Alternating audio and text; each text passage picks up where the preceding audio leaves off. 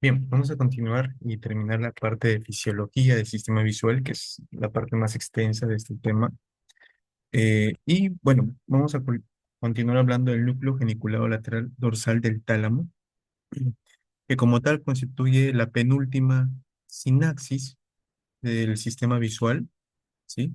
Hace un análogo a la vía somatosensorial. Recuerden que antes de llegar a la corteza somatosensorial, llegábamos al tálamo, ¿cierto, no? El tálamo y luego se hace salto hacia la corteza.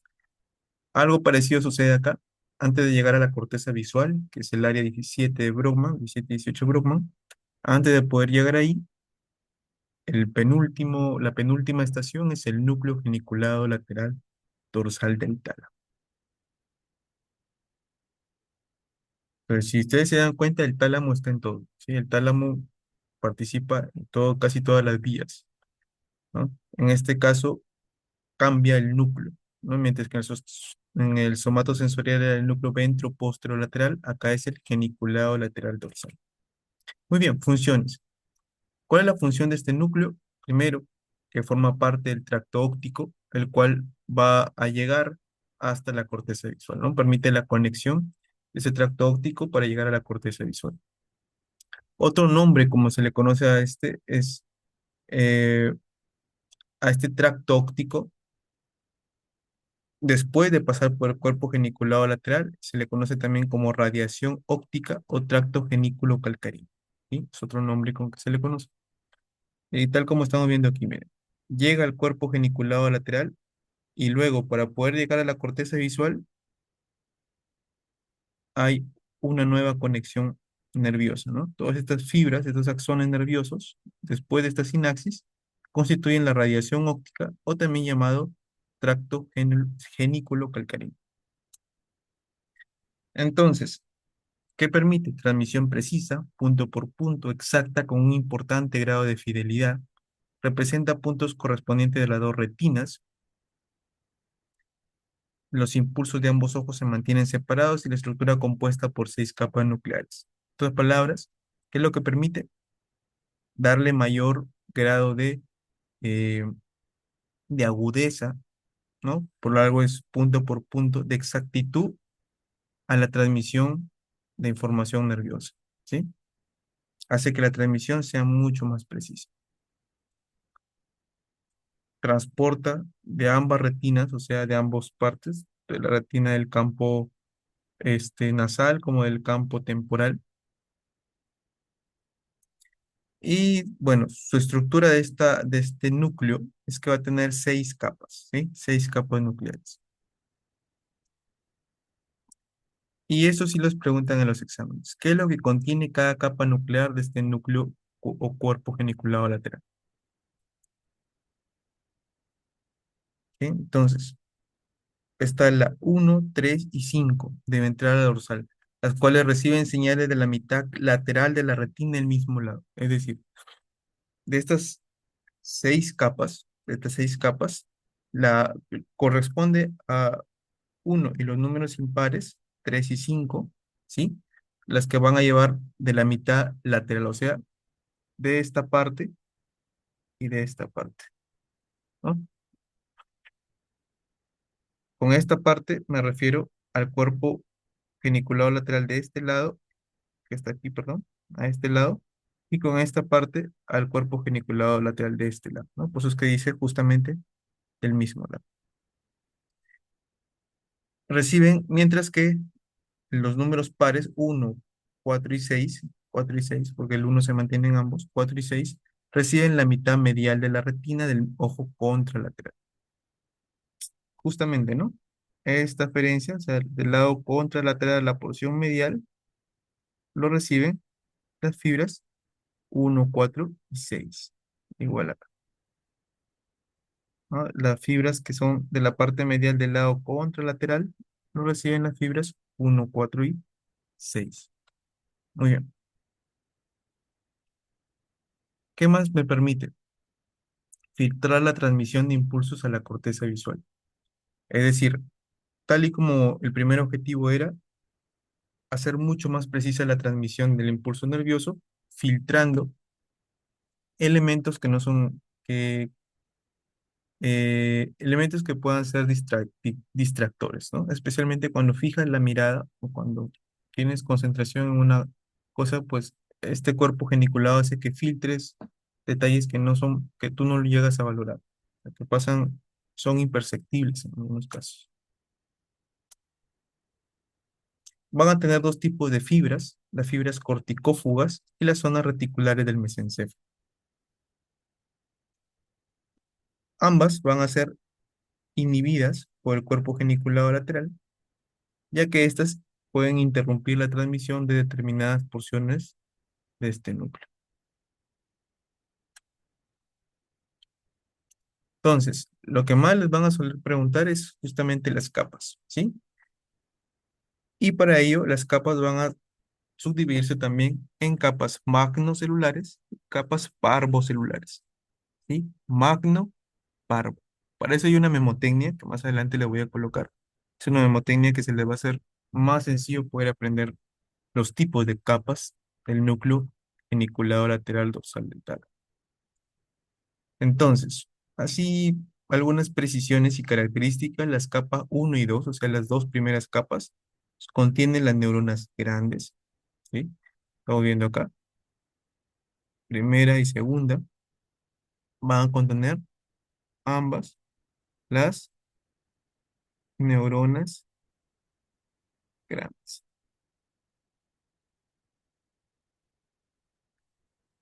Mientras que todo el resto, la tercera, cuarta y quinta, y sexta, todas las demás van a ser neuronas de pequeño a mediano tamaño, de pequeño a mediano tamaño. Ahora, de estas dos, ¿cuál es más precisa y cuál es más imprecisa? ¿Sí? La que suele ser más precisa suelen ser las de pequeño y mediano tamaño, ¿sí? Suelen ser más precisas, suelen ser más precisas. Mientras que las neuronas grandes suelen ser más imprecisas, imprecisas en su transmisión del impulso nervioso. Pero en cuanto a velocidad, también tienen una diferencia.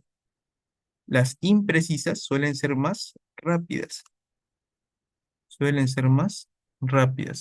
mientras que las precisas suelen ser más lentas, ¿sí? Entonces, graben esas diferencias. Las dos primeras corresponden a las neuronas grandes, ¿sí? Que su conducción punto por punto es mala o imprecisa, pero su velocidad es rápida, ¿sí? Ahora, ¿cuál es lo malo de estas neuronas grandes, de las primeras, que son las magnocelulares? Vamos a poner por acá, ya no se les olvide. Estas de acá son las magno, magnocelulares, mientras que estas de acá son las parvocelulares, ¿sí? Estas van desde la 3, 4, 3 al 6. Y esto solamente es uno y 2. Muy bien.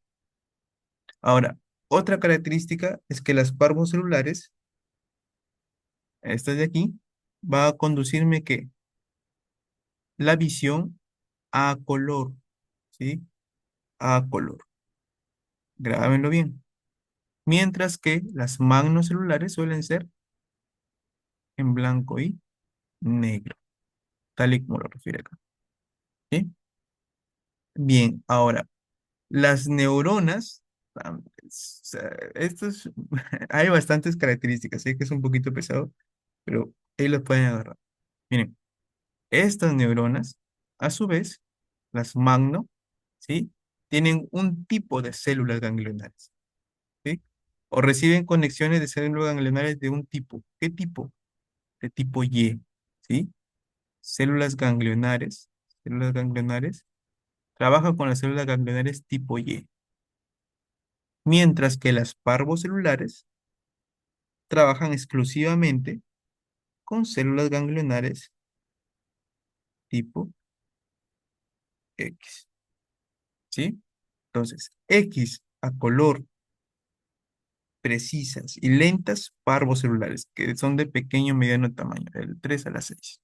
Mientras que las magnocelulares de 1 a 2 son neuronas grandes, imprecisas, pero rápidas, llevan la información en blanco y negro y, bueno, trabajan con las células ganglionales tipo I. Entonces yo les hice esta memotécnica para que se acuerden. Magno pavo, ¿sí? Magno, la palabra magno significa grande. Y pavo, pues imagínense en su mente un pavito. Entonces, las magnos son las células magnocelulares, las pavos son las células, o las capas, perdón, capas parvocelulares. Ahora, ¿qué característica tienen cada uno? Las células de las capas parvocelulares, esa P significa que son precisas, ¿sí? La P de precisas, o sea, conducción punto por punto. Mientras que las magnocelulares suelen ser imprecisas, o sea, todo lo contrario de las pavo, ¿sí? Si las pavo, esa letra P de pavo, de parvocelulares, esa P es de precisas, ¿sí? Precisas.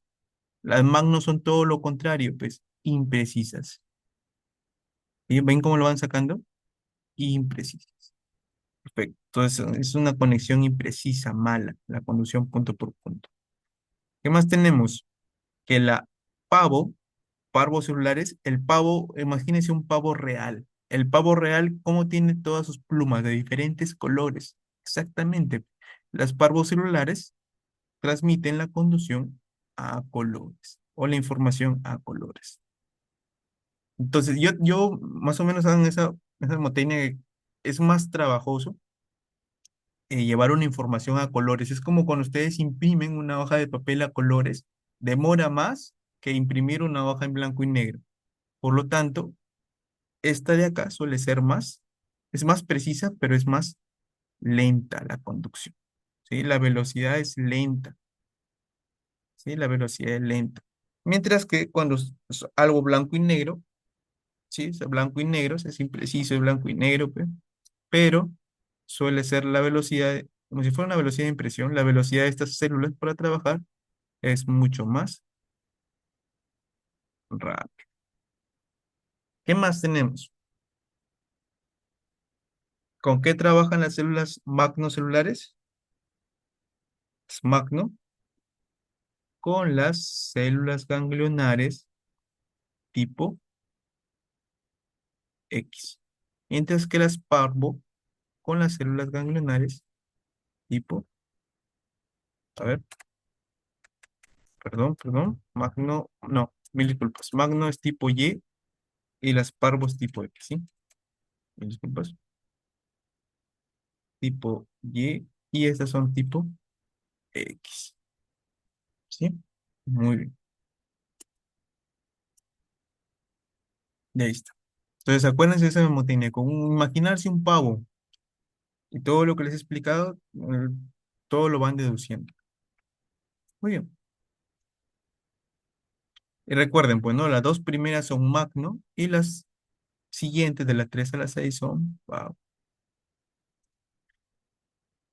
Bien. Ahora vamos hacia dónde la parte final de la corteza visual. Ya finalmente hacia dónde estamos llegando, dónde termina. Debe terminar en la corteza visual primaria, ¿sí? ¿Cuál es la corteza visual primaria? ¿Dónde se ubica? En el lóbulo occipital, área 17 de Brockman, ¿no? Específicamente en el área de la cisura calcárea. En el área de la cisura calcárea. Entonces, en otras palabras, aquí en el extremo del lóbulo occipital, grábense eso siempre, cuando ustedes vean cualquier tipo de vías, dónde termina, en qué parte de la cabeza, en qué parte del cerebro. Y por ejemplo, el área somatosensorial termina detrás de la cisura de Silvio, ¿no? Entonces, justamente aquí termina. Entonces, ¿en qué lóbulo está? Lóbulo parietal. Si no se les olvide. Ya. El lóbulo occipital tenemos la corteza visual primaria. Bien. ¿Y qué área es esta? El área 17 de Broca. Área 17 de Broca.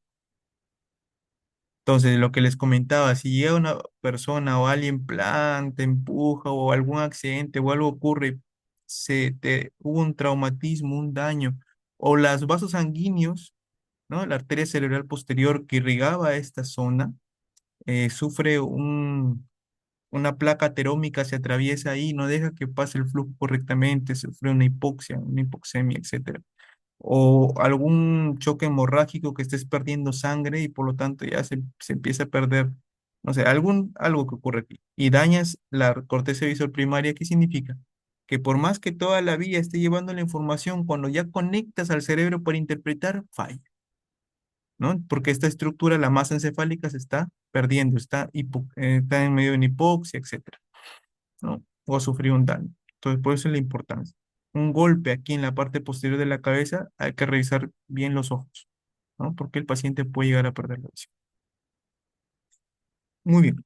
Sabiendo esto, ¿hasta dónde se extiende? Desde el polo occipital, la mácula, hacia adelante por la cara medial de la corteza occipital. Muy bien. Ahora, si ustedes leen el Gaito, van a ver que, pues aquí, acá está.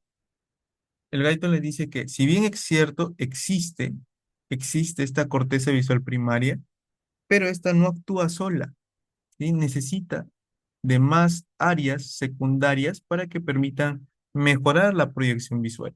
Eso se le conoce como el área visual secundaria o áreas visuales de asociación, que como su nombre lo dice, permiten también asociar esta área visual con otras áreas importantes dentro del cerebro, como por ejemplo, casi a nivel del lóbulo parietal vamos a encontrar estas áreas que son de la forma, posición tridimensional y del movimiento.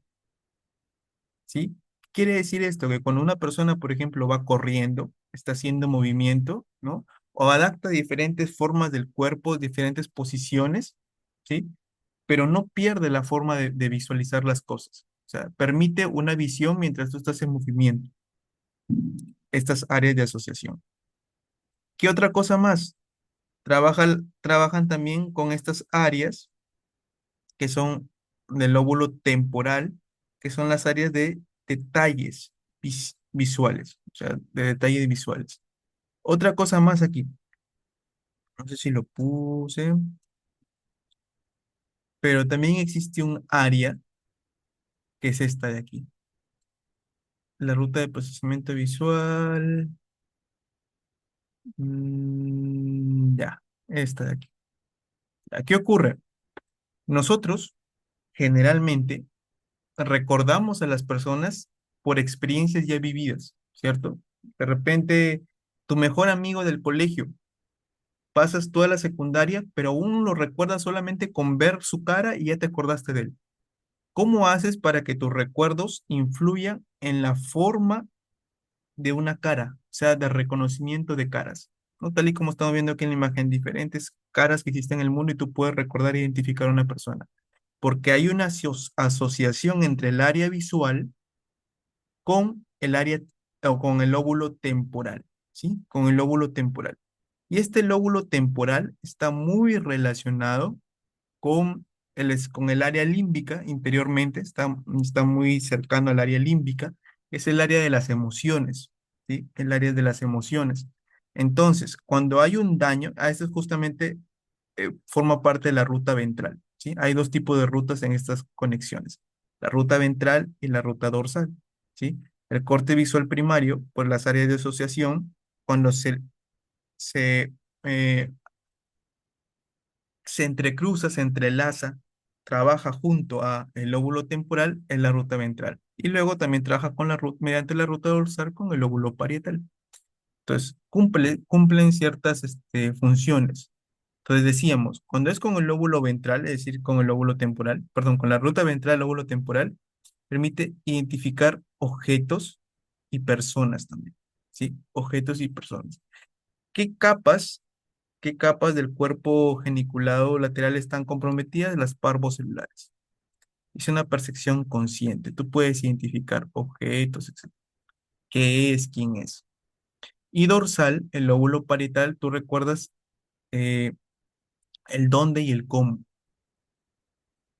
El dónde y el cómo. El lóbulo parietal también permite recordar lugares, principalmente lugares, lugares y algunas experiencias también. O sea, es todo bastante interesante porque hay ese compromiso. El dorsal es el dónde y el cómo también. Posición espacial, ¿sí? Posición espacial. Mientras que con el lóbulo temporal tú percibes, o sea, reconoces, con el lóbulo parietal tú te lanzas a la acción y tú dices, ah, ya, él es, y tú te lanzas a poder identificarlo con palabras, ¿no? Acción. Ahora, cuando falla, en este caso la vía ventral, que es la que se asocia a las emociones con el lóbulo temporal, se producen estas enfermedades que son la prosopagnosia y la prosopanomia. ¿Qué es la prosopagnosia? Cuando tú ya no identificas los rostros de las personas. O sea, tú los ves a todos por igual. Y no es eso, ese dicho que tú dices, pucha, en China todos se ven chinos, no. O sea, me refiero a que en tu vida normal, a personas que tú reconocías por sus rasgos físicos, eh, ves a todos por igual y ya no los reconoces. Y no se reconocen las caras. Eso se llama prosopagnosia. Ahora, es complicado de poder identificar clínicamente, ¿sí? Porque muchas veces nosotros sufrimos de olvido, ¿no? A lo largo del tiempo. Pero esto ya es un trastorno grave con antecedente a algún daño en algún lóbulo cerebral reconocido por alguna tomografía o alguna resonancia magnética, que justamente hace daño en esta vía, en la vía ventral, ¿no? Daño en la vía ventral y constantemente la persona no reconoce las caras. Entonces, eso es prosopagnosia. Y la prosopanomia, ¿sí? Es cuando no se reconocen los nombres propios o los nombres comunes. O sea, la prosopanomia es cuando, pucha, ah, ya, reconociste a esa persona, chévere, pero no te acuerdas el nombre. Pucha, ¿cómo te llamas? Ah, o ves por ahí un objeto y, oye, ¿verdad? ¿Cómo se llamaba este objeto? O sea, y no es que sea Alzheimer, por eso es que siempre se marcan diferenciales. Neuro, lo feo, lo bonito y feo de neuro es que tienes que saber reconocer bien los diagnósticos. Aquí generalmente hay un daño justamente de esta área, de esta porción del área ventral que comunica al lóbulo occipital que corresponde a la corteza visual, unido con el lóbulo temporal. ¿Sí? Entonces, justo aquí. Ahora, esta área, ¿no? Esta área del lóbulo temporal va a tener tres giros, o sea, tres porciones, ¿sí? El giro temporal superior, el temporal medio y el temporal inferior. En este caso, en el caso de la prosopanomia, el que suele dañarse es el inferior, o sea, este es el que se daña, ¿sí? Y hace que la persona no logre identificar correctamente objetos que anteriormente, hace poco, lo reconocía correctamente. Entonces, eso sucede. Mientras que en la prosopagnosia lo que falla es la circunvolución occipito-temporal o giro fusiforme, ¿sí? Que viene a ser básicamente, no puse una, no, sí puse, no puse. Que viene a ser básicamente una conexión aquí entre ambos lóbulos, entre el occipital y el temporal. Bien. Entonces, más que nada, grábense los nombres y de qué trata y dónde se encuentra la lesión, ¿sí? Porque eso les pueden preguntar. Si ya les piden más específico, cuando no se acuerda de los nombres propios, propio se refiere al nombre de personas, ¿sí? Y nombres comunes se refiere a objetos, animales, etcétera. O sea, como que ves por ahí un reloj, ya identifica la forma, todo, pero no reconoces el nombre de ese objeto. No puedes tú decir reloj, algo así. ¿No? Eso es lo que ocurre. El polo temporal inferior. Bien. Y luego está la ataxia visual. ¿Qué es la ataxia visual? Agnosia por alteración de la vía dorsal. Ya. Es un trastorno de la coordinación entre la visión y el movimiento de la mano. Es una deficiencia en apuntar hacia un estímulo en ausencia de desorientación visual. Deterioro proprioceptivo sinestésico motor. Entonces, miren, este es como si fuera un cuadro de doble entrada, ¿sí? Tenemos mano izquierda, mano derecha, región o campo visual izquierdo, campo visual derecho. Entonces, tú le dices a la persona, muy bien, maestro, por favor, lleve su mano hacia este lado, ¿ya? ¿no? Lleve su mano izquierda hacia este lado, ya, pero él te entrega la mano derecha, o viceversa. Bueno, perdón, aquí sí está entregando la mano izquierda, ya, disculpe. O en este caso, por ejemplo, está tomando la mano izquierda, ya. Ah, ya me acordé. Mira, aquí le están colocando un objeto. Aquí le están colocando un objeto, ¿sí? Con la mano. Y tú le dices al señor, ¿sabe qué? Por favor, lleve su mano sin mirar a ningún lado, sin mirar solo con el rabillo del ojo, lleve su mano hacia donde yo estoy señalando el objeto. Entonces, él lo está llevando, ¿cierto? Él lo lleva. Eso sería lo correcto. Ahora le dices al señor, con su mano derecha, lleve su brazo hacia donde estoy señalando el objeto. Y él lo está llevando. De igual forma acá, nuevamente, le pides a la persona, por favor, lleve su mano donde yo estoy colocando el objeto, que en este caso está colocándolo hacia el lado derecho. ¿Qué significa aquí? Que está eh, debería llevar en este caso su mano derecha debería llevarlo acá, a este lado, pero no lo lleva. O sea, hay una falta de coordinación. Lo mismo sucede acá. Debería llevar su, la otra mano y no lo lleva. Algo muy parecido a esto es que ocurre en la taxa visual. No hay una coordinación eh, del movimiento de la mano con la visión. O sea, debería con el rabillo del ojo, se le pide levante la mano izquierda y llévelo por acá y lleva la otra mano. ¿Sí?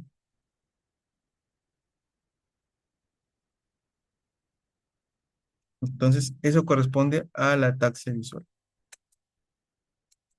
Bien, entonces para terminar, ¿qué es lo que aprendimos hoy? Punto inicial, retina del ojo, vendría a ser allá. El punto inicial y final de la vía central de la visión. El punto inicial suele ser la retina del ojo. Punto final, la corteza visual primaria y el área 17 de Broca, ¿no?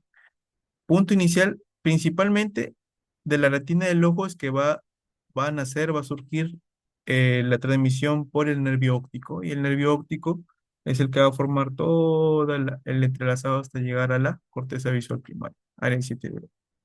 ¿Cuáles son las principales neuronas de la vía central? La primera neurona, también se le conoce primeras neuronas o sinapsis, ¿sí? Sinapsis neuronales. La primera fue, ya hemos dicho, ¿no? La bipolar de la retina, la segunda, la ganglionar de la retina, y la tercera, el núcleo geniculado lateral dorsal del tálamo. Y se puede decir que la cuarta neurona o la cuarta sinapsis neuronal es cuando ya conectas con la corteza visual, ¿sí? Listo. ¿Cuáles son las funciones del núcleo geniculado lateral? Es el nexo anatómico, el tracto óptico, la corteza visual primaria. ¿Y cuál es la segunda función? Filtra la transmisión de los impulsos a la corteza visual.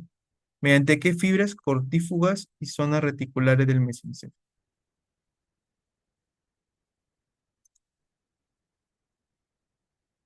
Capas del núcleo geniculado lateral dorsal, las dos primeras, capas magnocelulares, son imprecisas a blanco y negro, pero suelen ser rápidas. Mientras que las siguientes capas de 3 a la 6 son parvocelulares. La P de parvo es de precisa, ¿cierto? Si es precisa, es una visión a color. Es una visión a color. Pero al ser una visión a color, suele ser más lenta. Es precisa, pero lenta. ¿Cuál es la ubicación de la corteza visual primaria y corteza visual secundaria? La corteza visual primaria V1 vendría a ser el área 17 de Brockman, ¿no? A nivel del área de la cisura calcarina. Y la corteza visual secundaria va a estar en el área 18 de Broca. La corteza visual secundaria es la que va a permitir conectar tanto al lóbulo occipital con el lóbulo temporal, ¿no? Área de la cisura calcánea. Y la ruta de procesamiento visual, hay dos, ¿no? La ruta dorsal y la ruta ventral. La ruta dorsal que te permite saber dónde, cómo te encuentras en el espacio, o sea, tu posición espacial, las acciones que haces de manera inconsciente. Y la ruta ventral que te permite identificar objetos, genera una percepción consciente y un qué, ¿no? ¿Qué es eso? ¿Qué es lo que estoy viendo? ¿Qué es o quién es también? Entonces no se les olvide, ¿no? ¿Cómo es que se da la vía visual? Tenemos justamente, ¿no? Acá está el globo ocular, se van por el nervio óptico recuerden que va a llevar fibras nerviosas de la retina de ambos campos, del campo lateral o también llamado temporal y del campo medial o nasal. Entonces se reúnen y justamente aquí va el nervio óptico, que es el número 2 y a este nivel de la base de cráneo, que es el quiasma óptico, es que se va a ver la decusación o entrecruzamiento de los campos mediales de ambos ojos, ¿cierto? Se van a entrecruzar, se van a ir hacia ambos lados. Entonces luego se va a formar, ¿qué cosa? El tracto óptico, ¿sí? El tracto óptico que va a llevar información del campo lateral, ipsilateral, o sea, del mismo lado, pero información medial del campo medial del otro ojo, o sea, del lado contralateral. Lo mismo para el otro lado. ¿Hacia dónde llegan? Hacia el ganglio, hacia el ganglio geniculado lateral del tálamo, ¿sí? Hacia el ganglio geniculado lateral del tálamo. Muy bien, listo. Y luego viajan hacia la corteza visual primaria mediante la vía llamada radiación óptica, ¿sí? Radiación óptica, hasta llegar a la corteza visual primaria. Muy bien. Y recuerden que los campos visuales siempre se entrecruzan, ¿no? Se entrecruzan. ¿Por qué ya hemos visto esto, no? Porque eh, hay hay un principio de refracción de la luz, ¿no? De lo que los haces lumínicos de información visual que atraviesan el ojo van a intercambiarse, van a irse hacia un lado por este punto de refracción. Entonces, esta mitad de la retina lateral, ¿sí? Va a tener la información, va a recabar la información del campo, en este caso, del campo visual, de todo este campo visual. De esa otra parte. Lo mismo de acá. Esta de aquí, esta porción va a tener todo este campo visual. Entonces, es como que se tuvieran la inversa cada uno. Muy bien. Ahí acabaría la parte de fisiología.